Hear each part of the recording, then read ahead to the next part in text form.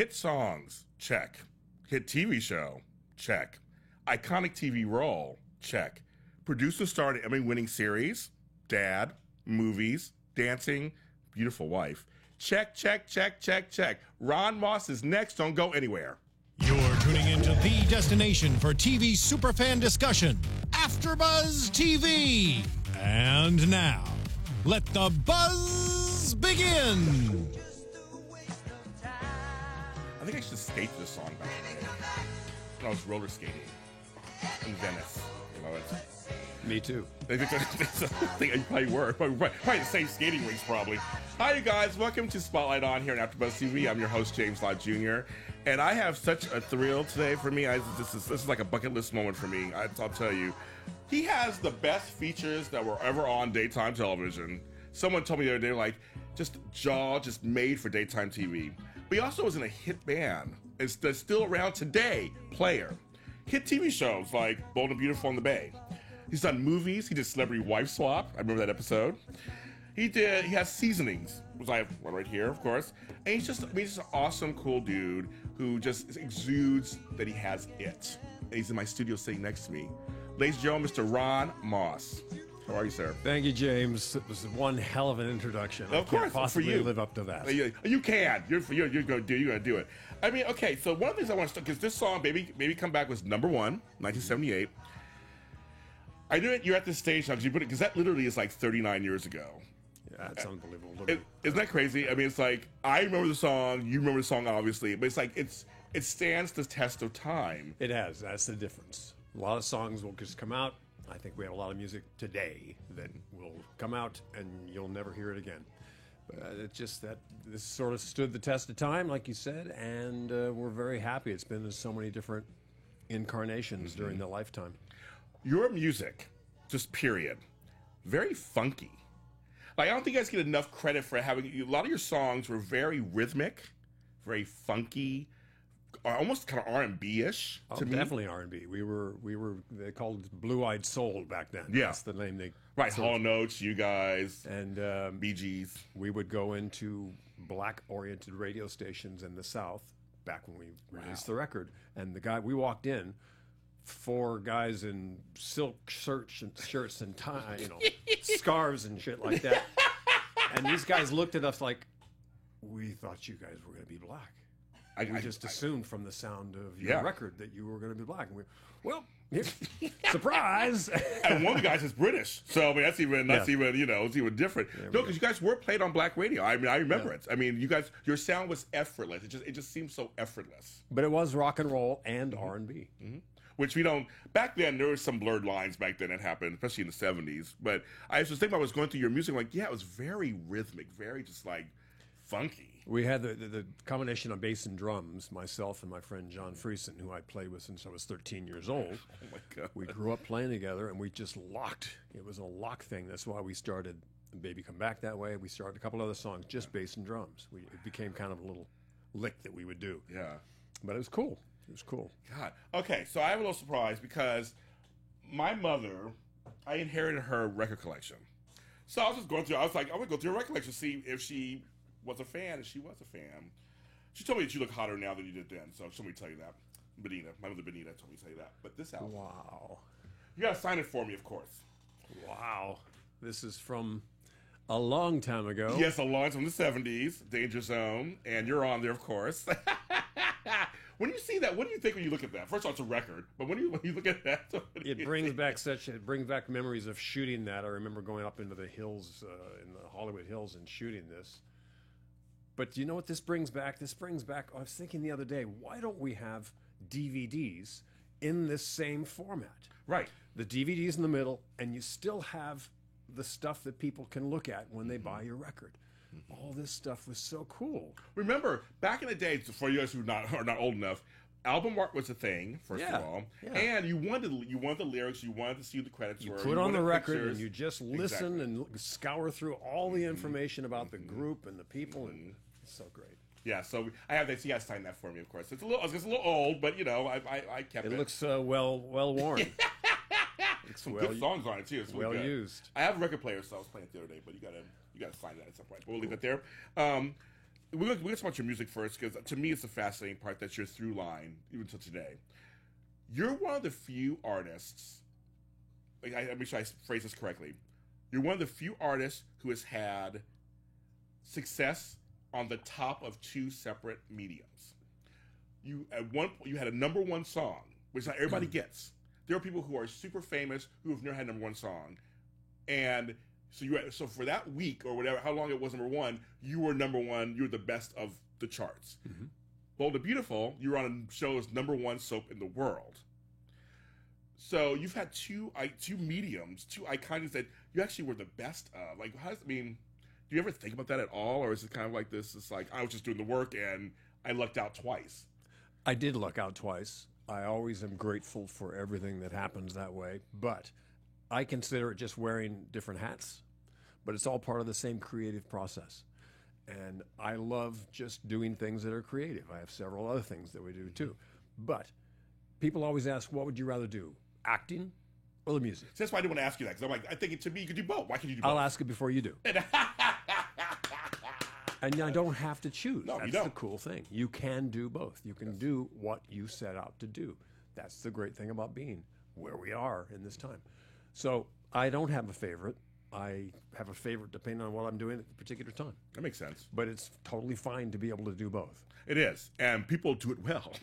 I mean, people do both do it well. I mean, but was each success, did it feel different? Very. Yeah. Very. The different mediums, different...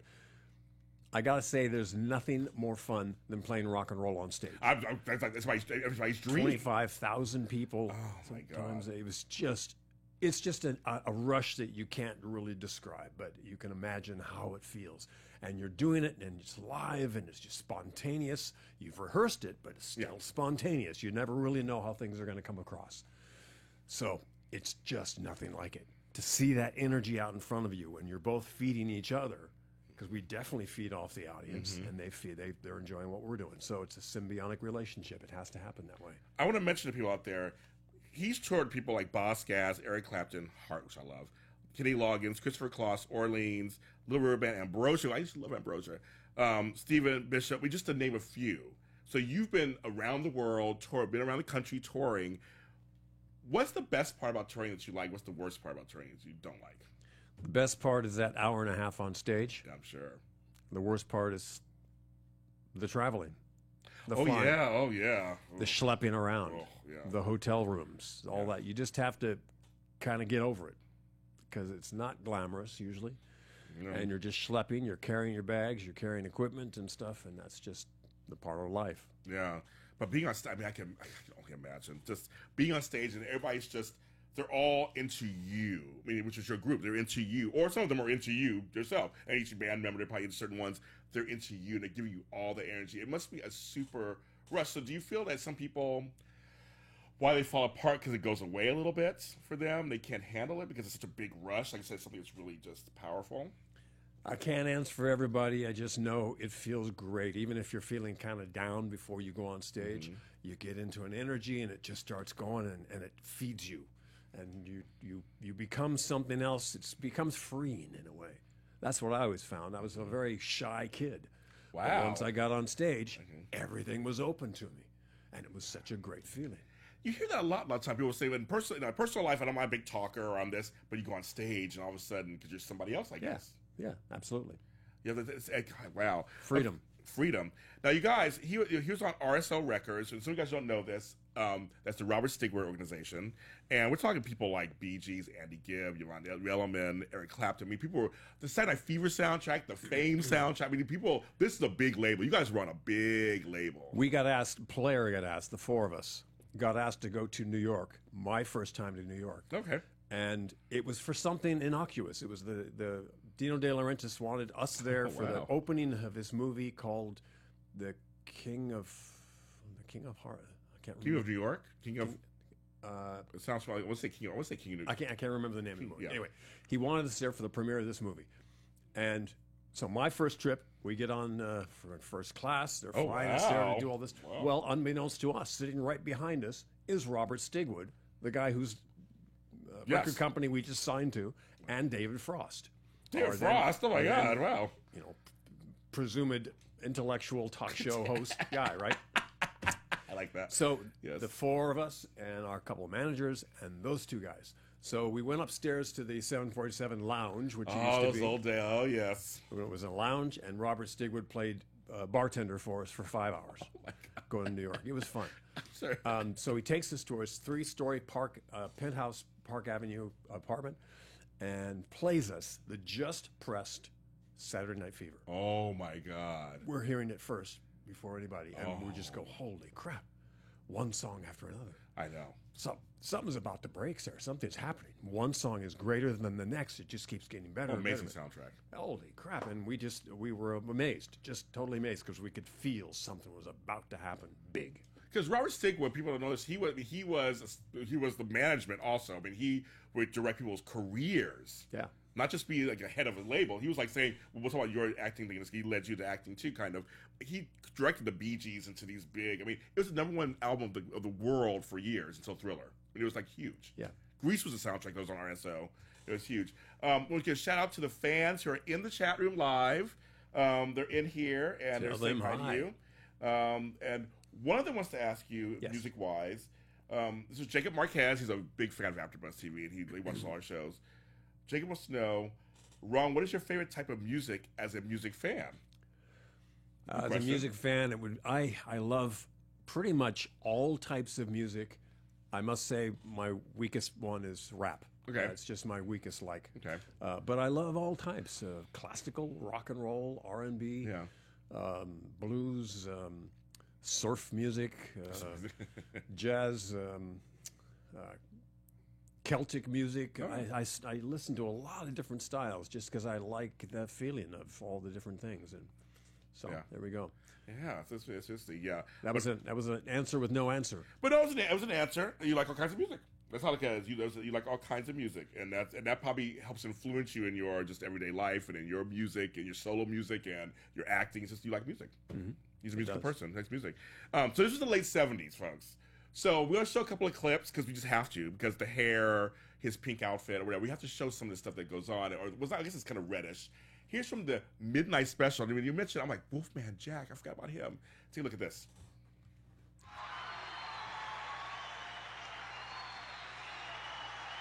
All right. We'd like to thank our guests, ABBA, Jay Ferguson, New Birth, Queen, the Rattles, and the Starland Vocal Band. That's right, vocal band. There you go. And thank you, Wolfman, and all the people at the Midnight Special. We've had a great time. Love that outfit. And a special thanks to all of you for making this a very special year for all of us. Good morning.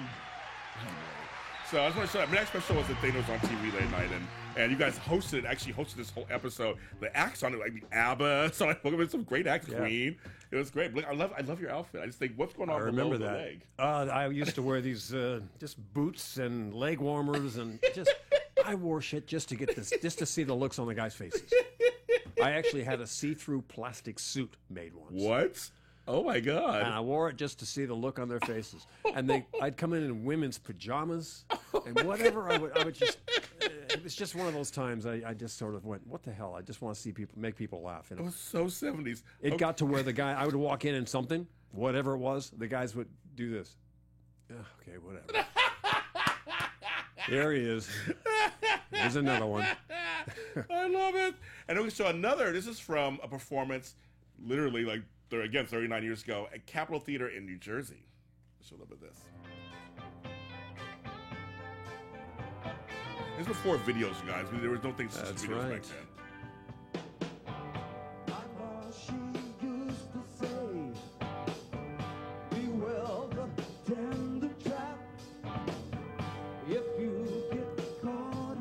That's when you just had to do it for real. Yes, yes.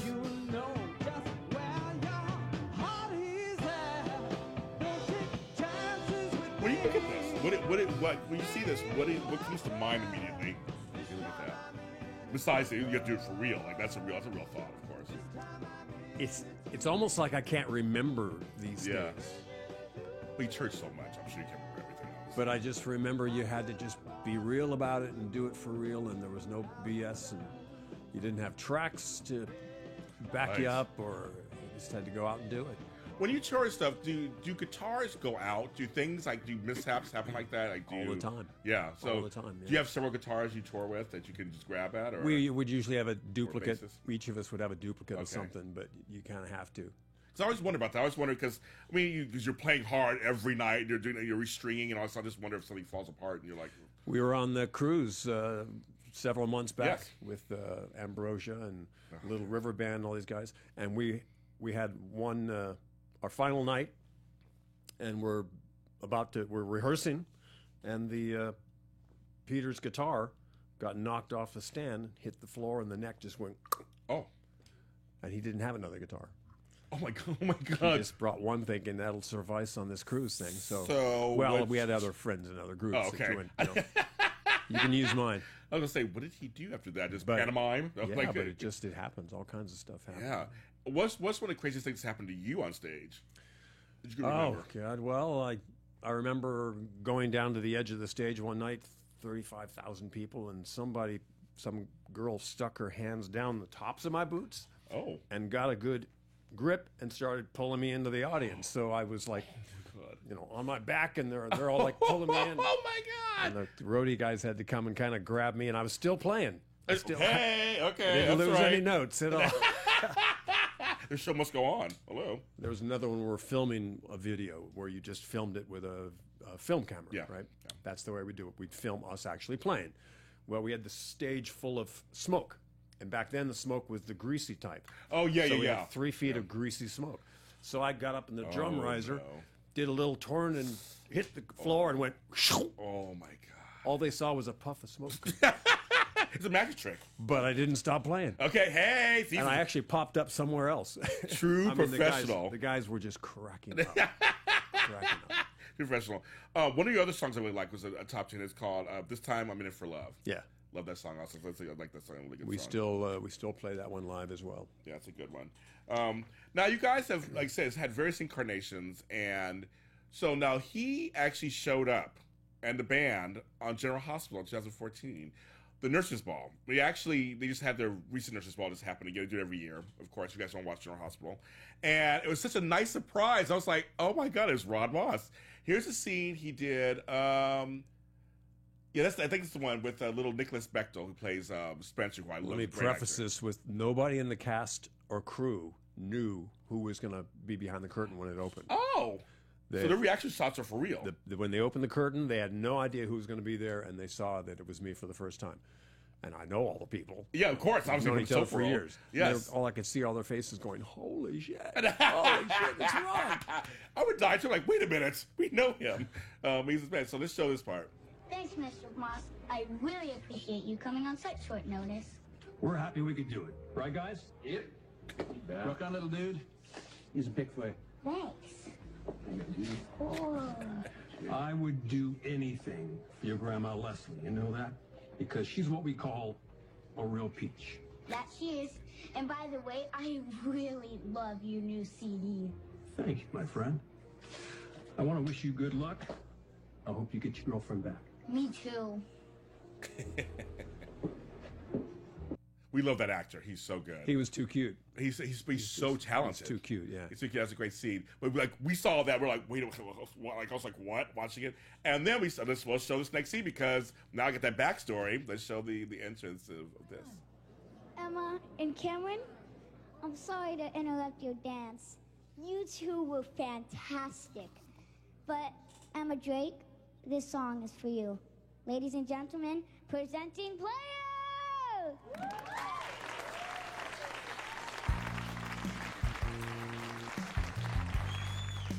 This is that bass. That bass is like.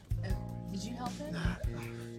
That's funny. So they didn't know this. It's Mr. like, Botango, I regret that, but I had to do something bold and beautiful to try to make up. beautiful, but You did this all for me? Yes, I did. Come on, Emma, let's go. I want to hear the rest of the song. okay. We love her too, little actress. So I just want to show that because it's like you show because I think my friends were like, oh my god, Ron Moss, oh my god. I was like, we were so surprised. Also, what a nice surprise that was. It was fun. I was pleasantly surprised that GH would have us on. Yeah. Because technically, you never have other people from other shows. Yeah, But exactly. I hadn't been on the show for a while. Yeah. I knew the executive producers. They're all great over there. Yeah. I know all the actors. Yes. We all know each other. So I was really kind of honored to be on the show like that. That's so funny. I love it. That was so great. I mean, you also did other versions on recent CDs too. I mean, is this a song that you never get tired of? Probably. It's like you play. Now it's part of your family, isn't it? And now you can have you can buy cleaning material with it.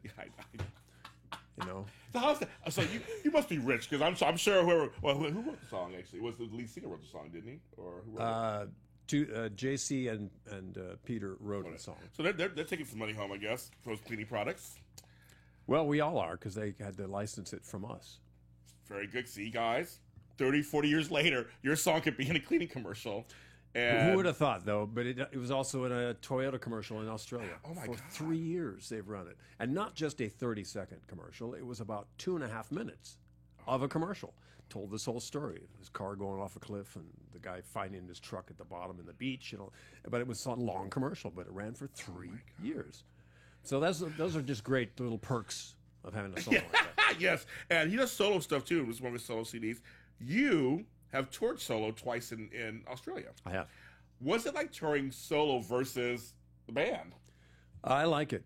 I did take the band with me Okay. once. Okay. One of the times I took Player with Okay. me. So I went out by myself for an hour and 15 minutes and did Oh, a okay. solo thing acoustically and Yeah. told jokes and showed clips that I have filmed because I've filmed behind the scenes of B&B for 25 years. Yeah. Oh yeah. I showed little clips and we just had fun. It was like a real intimate one-on-one with the audience. Wow. And then I'd bring the band out and we'd do 45 minutes or so of That's rock very and roll. cool. Actually, that's a great idea. It's like a little traveling show. Like you had a little bit of everything. Yeah. But I did the same kind of thing with an Australian band the year before. Okay. But it all works well. And we're actually going to go, I'm going to Belgium in a few weeks now and do a similar thing. Just me, just my solo stuff. Is there any? I mean, with the group, I guess you have your placements. That's all set, and you stick to that, of course. When you're solo, I guess you go anywhere. The stage is all yours, right? Yeah. I mean, it's Yeah. I mean, it must be I like pretty- having that one-on-one contact with the audience. It's really cool because it gives them a chance to speak personally and ask me things. I say, ask me anything you want. But let's talk about stuff. Also, during your show, you do that. You do that. Yeah. Wow, that's very Yeah. cool. It's not just me up there just performing. I get into the audience. We have a good personal chat. That's so. Oh, I got so much fun. Oh Yeah. my god, It works really well. So, do you ever do any dates here in America at all? We have one coming up July 10th in Huntington Beach. It's at the Huntington Beach Library, of all places. They have a beautiful 300 plus seat theater. What? So that's coming up I'll have to come to that. Yeah. I'm in town. I have to come to that. I would love to. June 10th. Okay. Wow, that's good. June 10th, you guys. Saturday, June 10th at the Huntington Beach Theater. Wow. That's It's going to be a cool amazing. show. That's amazing. Okay, that's good. So, folks, you guys are fans. You can go there. It's going to be and see that. Player and Diane and the Deductibles. Oh, great name. That's a local group. They live down there, and they're the ones sort of organizing all this. So come down and join us on June 10th. Wow, that's great. So you got, I mean, again, the music is part of your life. It's been whatever. So now we're going to go into some of your acting, and obviously you got to talk about your iconic role as one of the original foursome of Bone People. It's celebrated 30 years this year, of course. Yeah, Did you yeah. watch any of the episodes, the 30th episodes? You ever watch any of them with John McCook and Kathy Curley Lane kind of coming together? And The ones now? Yeah. I haven't seen must see those, anything. see So those. I haven't seen anything in 5 years. You have created an iconic character, which again, as an actor, most people, you're a nomad. You're very nomadic. You come on, you play as many roles as you can, as you said, the trick. Right. But you were blessed with this iconic character, and you've been gone for 5 years. I'm sure people come to you all the time and say, "Oh my God, come back! Where are you? What's going on?" I'm sure. Yeah, I get that a lot. And I just have to say, sorry, that parking spot is filled right now. Yeah. It's not going to 'Cause happen. you're busy. I mean, you're totally busy. I'm busy with other things. I have cultivated other things to do, but that 25 years was wonderful, I'm sure. and I always have gratitude to Bill and Lee Bell for giving me that opportunity that long ago. So Robert Stigwood, did he mention that to you? That because Player was kind of like Like, were you guys like kind of slowing down, or just he was saying try acting or something? He did. Or? He did, and that's what forced me into the kind of new hat of acting.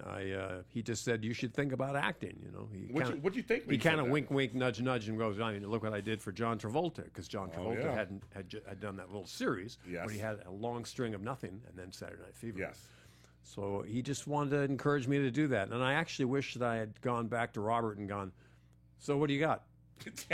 Let's do something." Yeah, let's do something. He's yeah. out in his boat, 12 miles out. But he has. He earned it. He totally earned it. We have since lost him last year. Yeah, But, I know. I was sad because to me, I was a huge fan of that whole time period, the Bee Gees and all that, and I knew his importance. I personally knew his importance. I was like, that's really a loss. Actually, Yeah. he was. I mean, he made some major things for music I and agree. for film. I agree. And for film. I mean, he was a hard worker. I'll tell you, folks. So I want to ask you. This is word association, which is a couple of your leading ladies.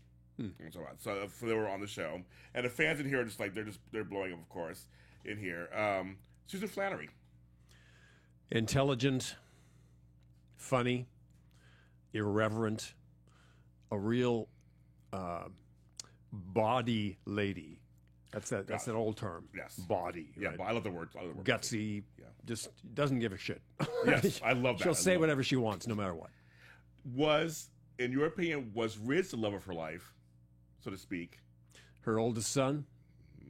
Yeah, probably. Everybody kind of feels like when we talk about that, it's like Ridge seemed like. I mean, of course, she loved Eric and everybody, but There was a real connection between Ridge and Stephanie, and Yes. people would go, "What's going on there?" Got a little mother-son thing. And it's like, no, it's No. just a love of your eldest son, and it's.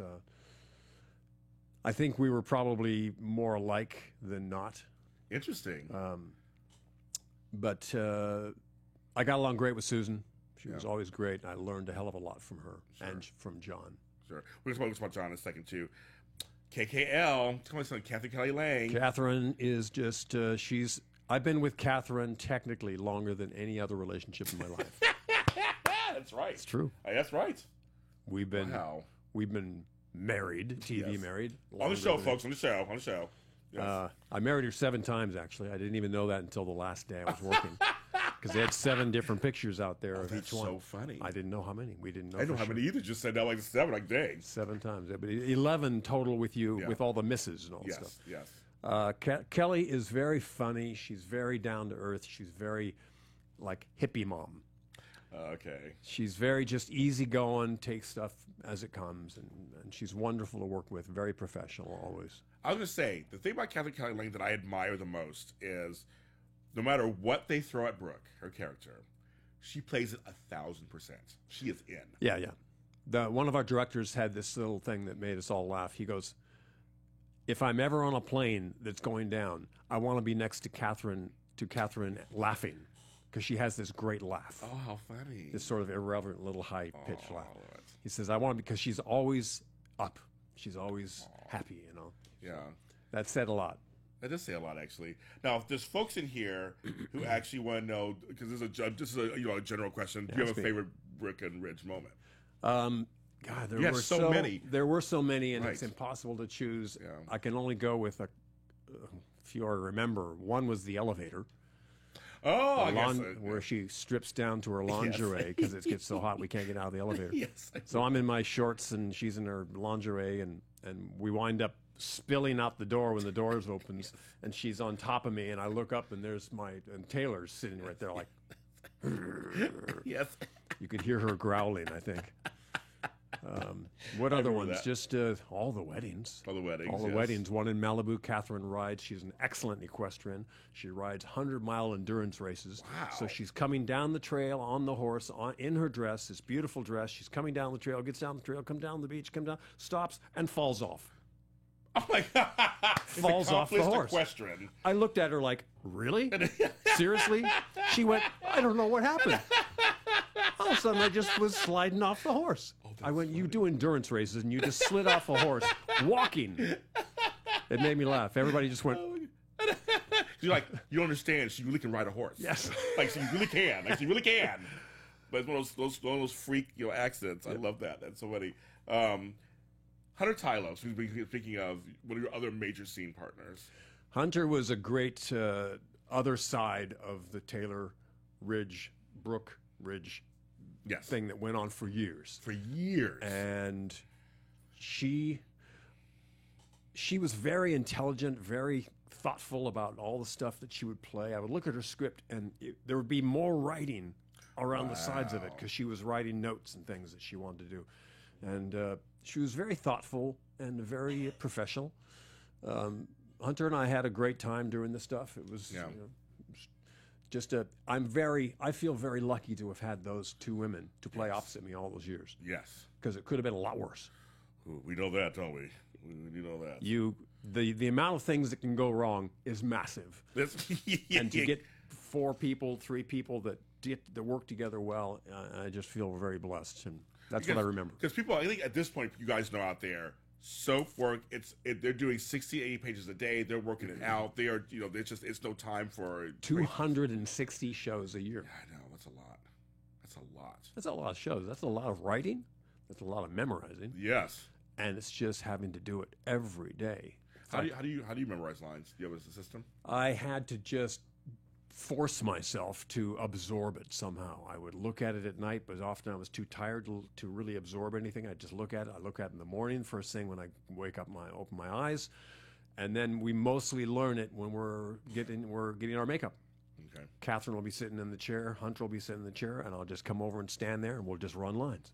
That's when I would learn it. I have to depend on that short-term memory to kick in, and it wasn't easy. How different was it from remembering music? Because you have to use that muscle too to remember lyrics and chords. Lyrics are a trick for me, even now. Oh, really? They are. I can't absorb that kind of thing. It doesn't follow any sense. It's like I don't have a story to follow, and I know, and nobody's speaking with me to respond with it. So you take that whole element. You just have to know it. It's like a monologue. Yes, it is. You're right. Memorize a monologue. And every song is like that.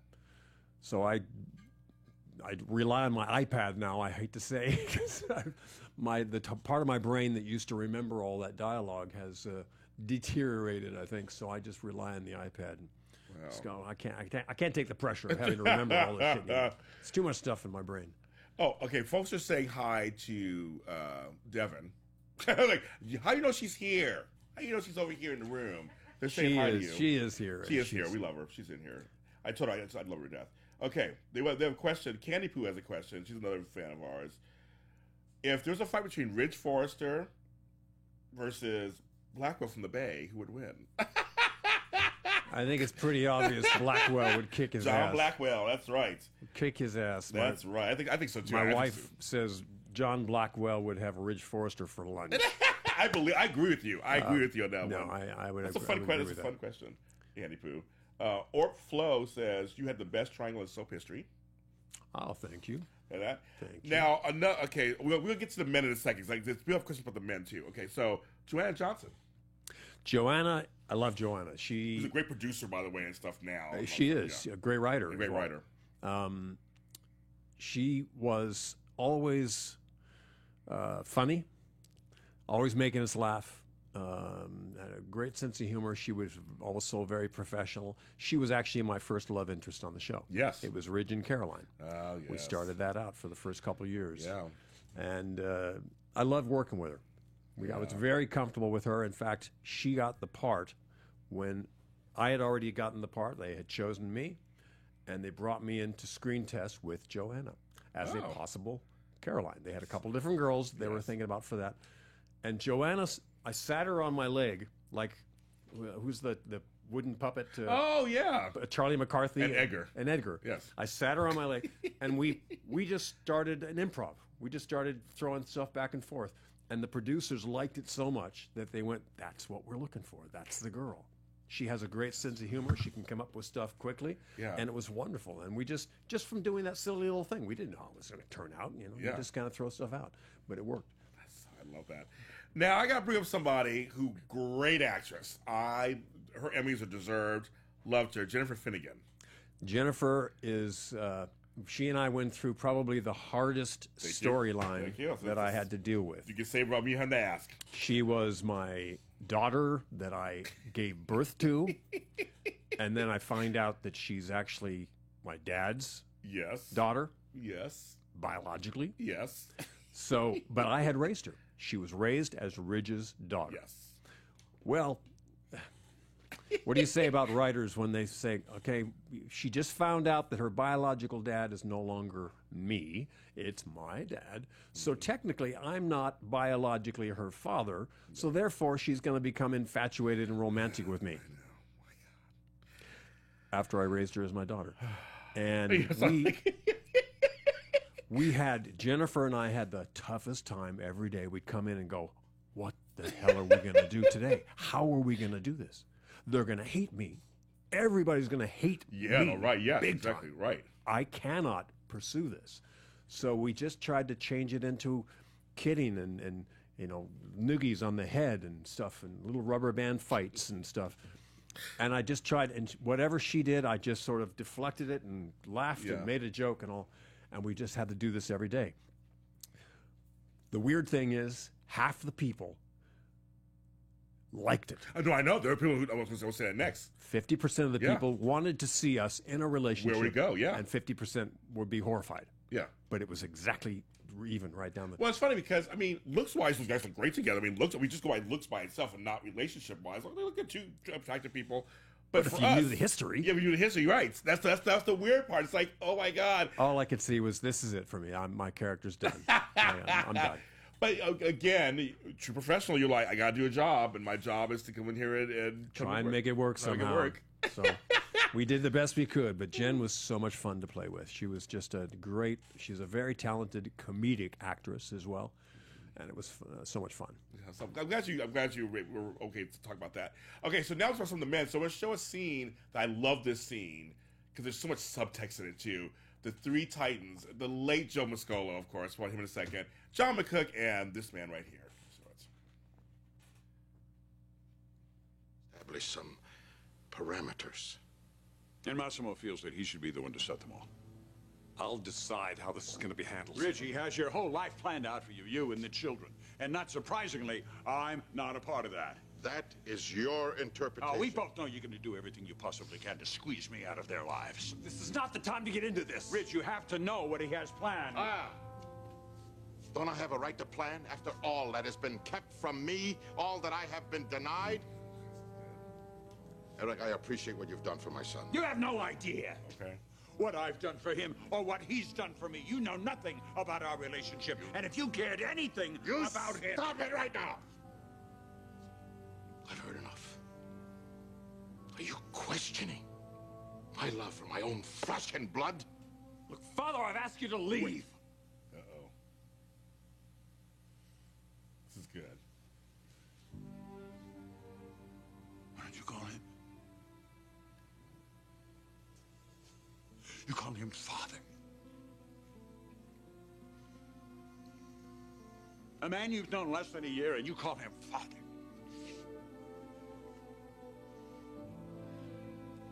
Yeah, well, Dad. Dad! Dad, wait! This is one of my favorite scenes of both of all time. I think there's so much in the scene. And all three of you just act the hell out of it. Like, you're torn. Your character. No, I'm rich. Oh, yeah, no, I like that. But no, but you're like your character is torn between these two guys. It's not your fault. You're just a product of what happened. Massimo wants to be your father. Eric has been your father. He's hurt. Yeah. I mean, like that's my favorite scenes of just of all time. It's intense stuff. It was great. Massimo, when I was believed to be Massimo's son, yes, fans, when I would do my concerts, they would come up to me and they would say this like I didn't know, and they were telling me for the first time, Massimo is your father! Massimo is your father! And I just look at him like, really? How do you know? But they would tell me just earnestly, like, this is just information you need to know. Right. Because you're not looking like you know that on the show yet, right? And they'd make me laugh. Yeah, that's laughing. The fans, they love it. I mean, that's a masterclass in that. You have these two powerhouse people with you in this room. You get to share the stage with. Oh yeah, absolutely. Both of them. I mean, so Joe, when you heard he passed, I mean, I'm sure devastated. Very difficult. Yeah, very difficult. We went to the funeral. I went to his wedding as well, and he lived up in Lake Arrowhead. We would go up there to see him. I don't know what's to say about Joe. He's just bigger than life. Yeah, he was that character, that big. But everybody you talk to loved him personally. Yeah. It's like, it's funny. Acting is just, it's all just acting, folks. And I mean, we know this, but then when you hear from people, when someone passes and you hear nothing bad about them, there's a lot about them. Yeah. And he was on Days of Our Lives for how many years? Off and on for like 100 years. Yeah. It's like, that's like, yes. You know, it was, you got a chance to have him for a while, so that's great. I did. You did. John McCook, what can you say about, I mean, I think he looks better today than he does even back then. He looks good. They used to have to gray his hair when we first started. Oh, they did? They put gray in his hair because he had to look older. He was technically only 7 years older than me. Oh my God! Oh my, that's so fun! I did not know. You guys know that? I did not know that out there. They wow. would gray his hair, and as the years went on, they didn't have to gray it anymore. Oh, that's so shows funny. the price we all pay for the stuff. Oh yes, we do. Well, I say that my gray hair is my years of wisdom. I've earned. You them. can call it as you wish. John John was funnier than funny. He was our class clown. He was always the one making people laugh, and sometimes he and I would get into laughing bouts where you can't help it. Oh yeah. You can't stop. Yeah. Maybe during the rehearsal when we'd start laughing and then we couldn't stop. And we'd have to actually film it for real, and we'd burst out. He'd wink or do something, and we'd have to do it over again. John and I had a lot of fun, and everybody loves John because he's just that. Yeah.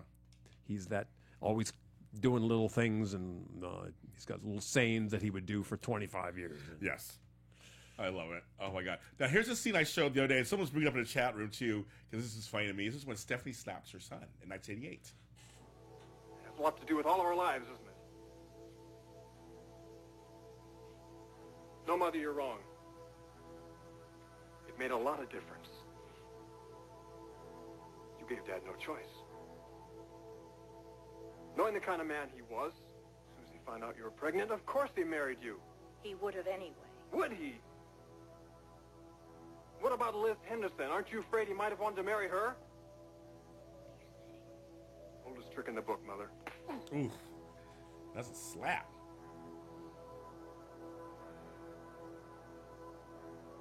I know how you can be when you want something. You wanted Dad. You wanted him, and when you didn't think you could have him, you got yourself pregnant. Nobody gets themselves pregnant. Maybe not. You're a beautiful woman. From what Dad said, you were probably the most beautiful freshman on campus. I'm sure he was very flattered as hell to have the beautiful Stephanie Douglas after him. That isn't how it happened at all. No, then tell me.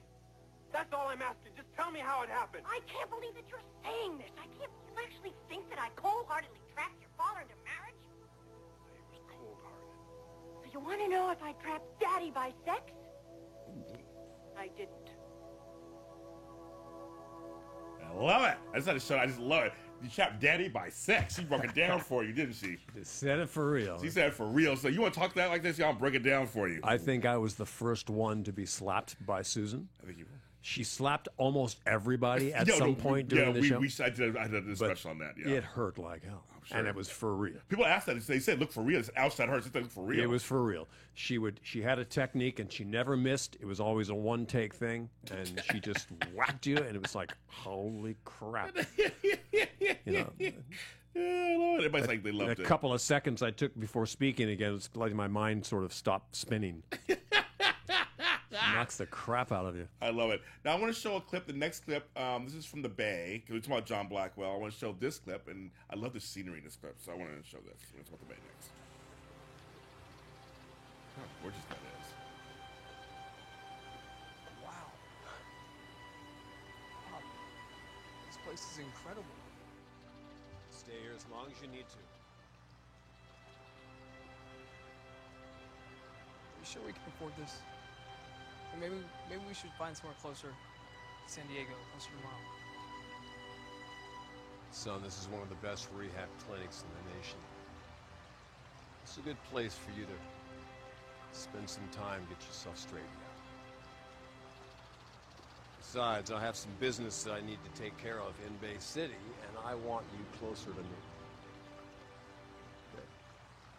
I want to thank you for helping me out.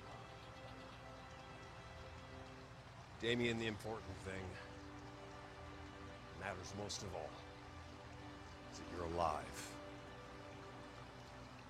This is a new beginning for you, my son. I want you to make the most of it. I will. I promise. So I want to show that's a great scene, beautifully filmed. I mean, just beautifully filmed. Love it. Can I turn people on to the Bay? People that may not know. That's why we're talking. That's why it's next. Please tell us. The Bay is a new, relatively new series. How many seasons now? 2. Yeah, 2. But we're about to launch our 3rd season. Someone just said it on here. Within the next couple weeks, we're going to launch our 3rd season, which is the best one so far. Just the way it looks and the storylines that are happening.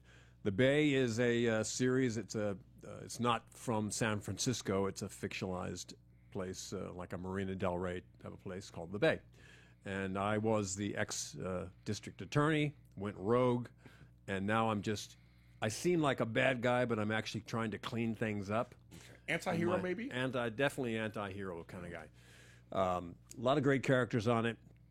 Our producer and main writer, Gregory J. Martin, has done a good job of integrating a lot of people from the daytime genre. Yes, folks. Yes. And that's kind of the secret of, because we know all these people, we know the actors and how they are, and they are all working together from these famous shows that you guys maybe or haven't grown up with, depending on how old you are. Evans, who I know. Yeah, Mary Beth. And it's just a good dramatic show. We shoot everything live on set, not set, on location.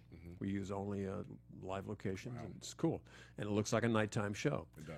We've been blessed to have the industry bestow on us 2 Emmys so far. Congratulations.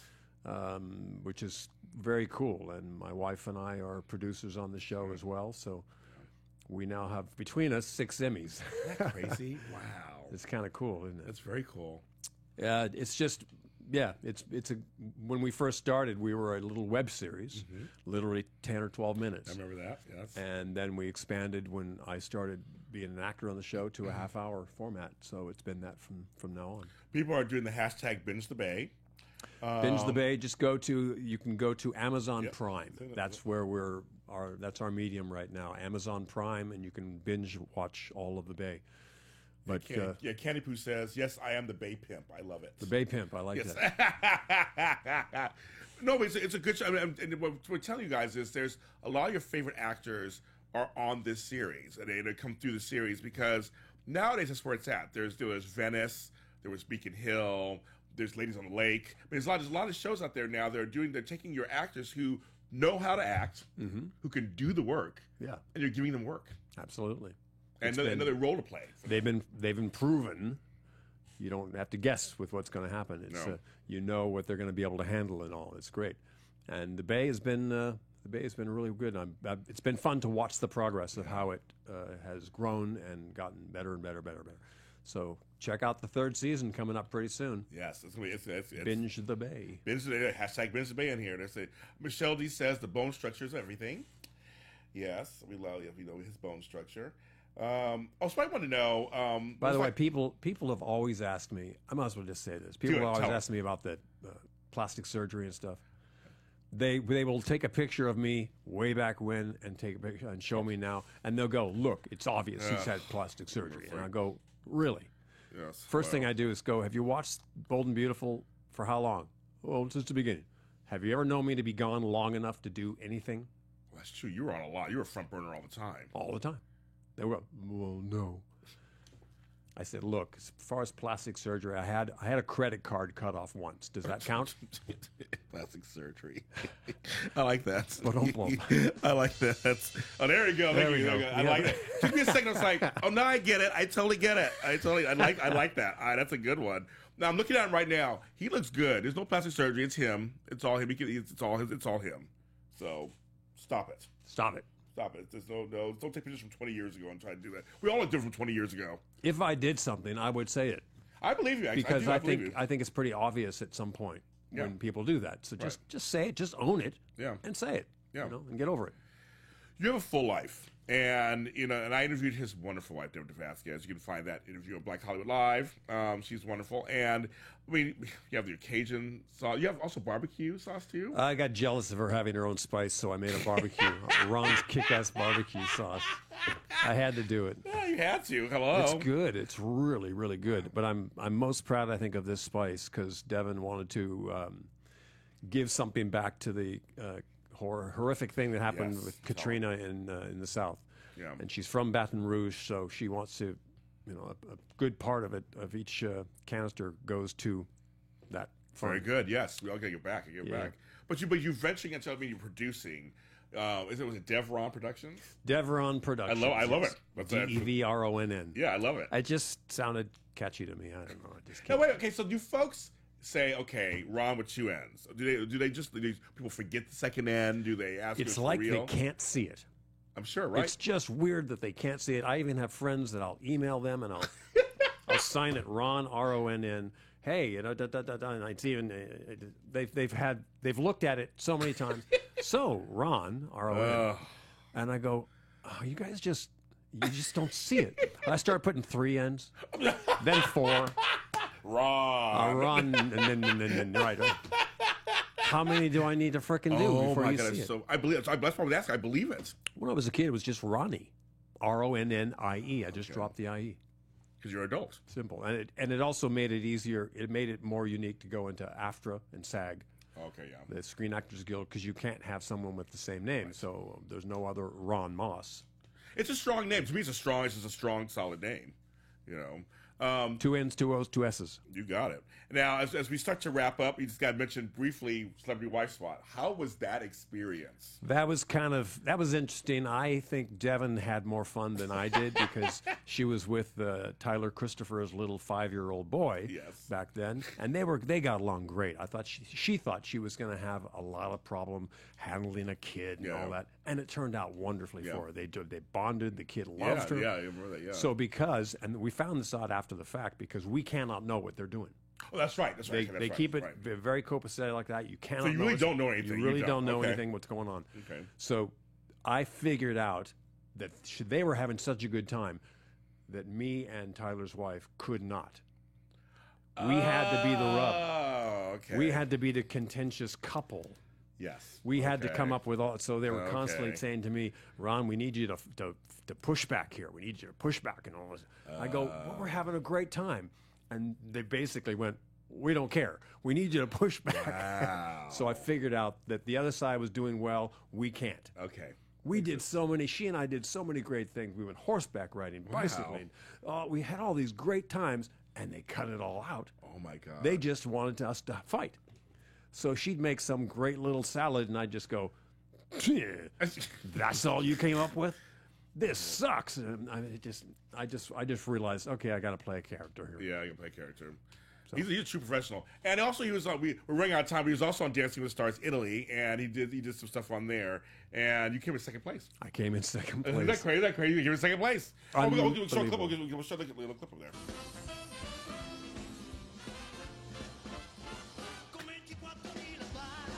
The jive.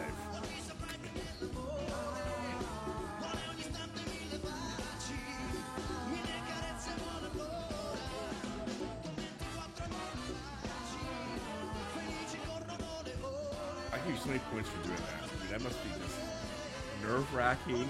It is so nerve-wracking. Did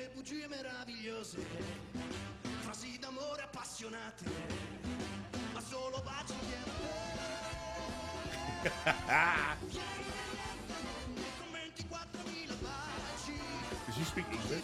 Your dance partner? I did. I had to speak Italian at certain times too. Wow. On top of learning the 2 dances a night, I had to try and memorize some Italian. It was crazy. So let's watch some of that. So you must. This was literally probably one of the hardest things I've ever had to do. But you probably felt accomplished, though, didn't you? Hard because I only had 4 hours to learn my 2 dances. 4 hours? 4 hours. Everybody else had 6 days. Okay, that's crazy. I was still doing Bold and Beautiful. Oh my God. I would fly out on Monday morning. Oh my God. I would be back. I would do my shows Monday, Tuesday, Wednesday, Thursday. Fly out late Thursday to Rome. Arrive Friday morning in Rome. Go right to the studio downstairs and learn my 2 dances. 4 hours basically. And then the next night we had to perform it live. And I did that for 3.5 months. Because you lasted till the end. You lasted to. We do the live show Saturday night. The next morning, Sunday, I'd get on a plane, come back to the United States, and start the whole thing again. It was crazy. It was crazy. I had 4 hours. They had 6 days. I'm impressed. I mean, you're more impressed then. I'm more impressed. I just had to turn into the Energizer Bunny. Yeah, you had to. I hit the ground. It's like, Sarah, you well, ready? I figure you just had to do it. You just had to do it. My partner, Sarah DeViro, was so great, so great. Oh, she had a lot of energy, and she just gets in there like, you ready? Yes, let's do it. You know, and the Italians are walking around, the guys that have been there for 6 days, they're like this. I'm so tired. I'm so tired. I go, Sarah, you ready? Let's go. I'm the oldest of all of you. Wow. I have to travel all this way. I have 4 hours to learn what you've had 6 days. I'm going to win this thing. I'm going to win. And Bold and Beautiful's big in Italy, so it's big all over the world. So now you had to win it. You had to go. But second place is good. Second place is great. I lost to the 19-year-old girl that had 5 years of dance lessons. Oh, well, hello. Well, there you go. So you're still number one then.